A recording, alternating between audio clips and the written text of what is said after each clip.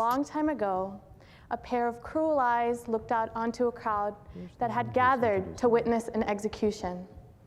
The dead body covered in lashes, wounds, and burn marks, its head severed a few feet away.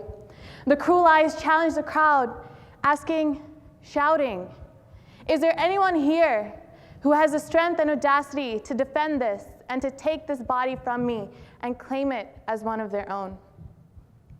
The crowd didn't move. The crowd was silent. All you could hear was the whistling of the wind, the rustling of the leaves, and the echo of their hesitancy. In the end, no one picked the head up. No one dared to defend the death of a man who had died for the sake of freedom of thought and expression. No one dared to defend the death of a man who had given his life for a faith and tradition he didn't even believe in. From that day forward, that noble man's noble son declared whoever called themselves Sikhs or learners, they wouldn't just become a face in the crowd. They would have a distinct identity. They would not and could not become bystanders to injustice and tyranny. They would have a uniform. And it is with this legacy and this story echoing through my head that allows me to be accountable for who I am and what I do. And it allows me to keep tying my turban every single day for the past 2.5 years. Because as a Sikh, I believe in serving all of humanity selflessly. I cannot turn a blind eye to the plight of others. It reminds me, my physical identity, the turban I keep, the life I hope to live, reminds me and reinforces the fact that I have to keep marching on towards justice, even if I am afraid, even if the entire world is afraid. Because isn't serving humanity much bigger than our insecurities? In this same spirit, in the aftermath of battle, when both sides had retired to fight another day, and the wounded lay dying on the ground, a lone soldier would venture out. He would venture out carrying nothing but water and a few supplies. And wherever he would see a wounded soldier, he would run to them. With infinite love, he would kneel and he would place their head in his lap. He would listen to their last words. He would offer them water to survive. Not once did he see that he had crossed over enemy lines. Not once did he see or hear the fact that his comrades were yelling at him, asking him, "Why are you helping the enemy?" He only saw this. He saw a human being who was hurt. He saw a human being who needed help. He saw oneness. This oneness is truth. It is the truth that seamlessly ties humanity and creation together. Most importantly, this oneness is love. Some find oneness through the people they care for. Some find oneness through the work they do. We can all find that oneness through the life we live. And fortunately, I found a glimpse of that oneness through my interfaith work. Now, when people hear interfaith, they get an image of two old white guys sitting together, trying to convert each other, or talking about the differences between a Protestant or a Catholic. But when I hear interfaith, when I hear the word interfaith, I envision a safe space for the old, the young, the in-between to talk about and understand what makes that Muslim girl so passionate about the environment.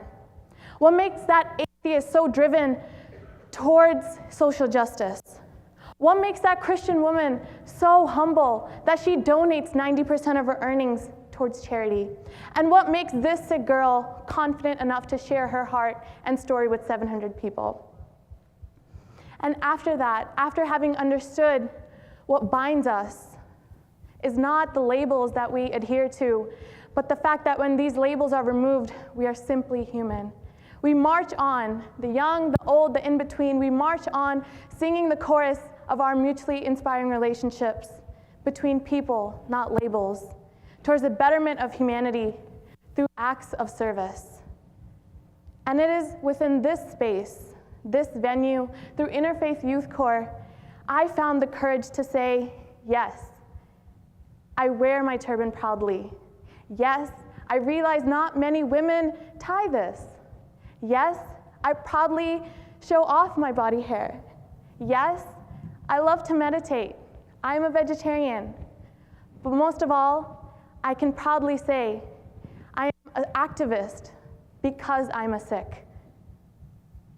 I remember Rabbi Heschel, who as a Jew marched on with Martin Luther King Jr. towards civil rights for all of America because that is how his faith inspired him to do.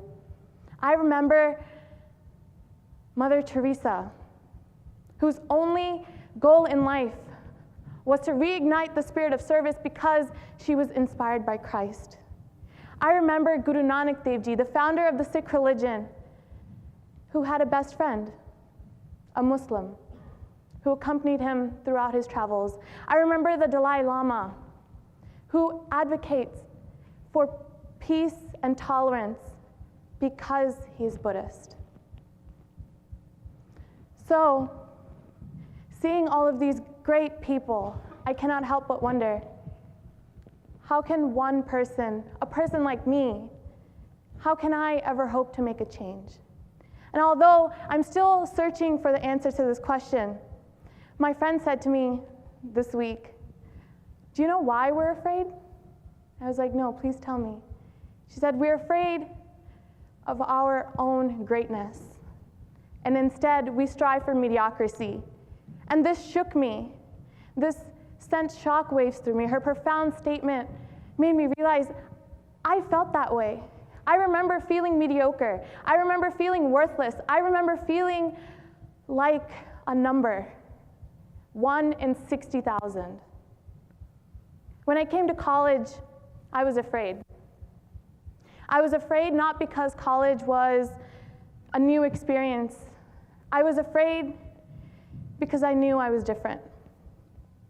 I tried to be okay with the fact that I was the only person on campus that looked this way. I tried to be okay with the stares I knew I was going to get, but I couldn't. And I did something that I'm ashamed to admit right now. I hid. I hid in my dorm room because I didn't want to face the stares I knew I was going to get. I didn't want to face the questions I knew were there. I was afraid of making friends. My heart would clench every single time I thought someone looked at me. My face would flush. I would feel paranoid.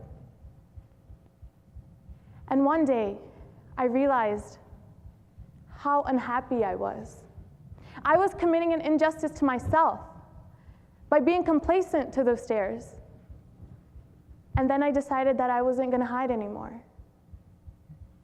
And in that moment, I realized I can conquer this entire world if I can only conquer my mind first. In that battle is greatness. And so, each of us, we are all different.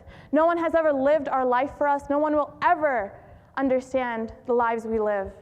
No one will ever retell your story and understand it for you until you tell it yourself by not being afraid of your own personal truth. That is our greatness. And today, yes, I can say this with confidence, that I am a passionate activist because I am a Sikh, and this is my identity.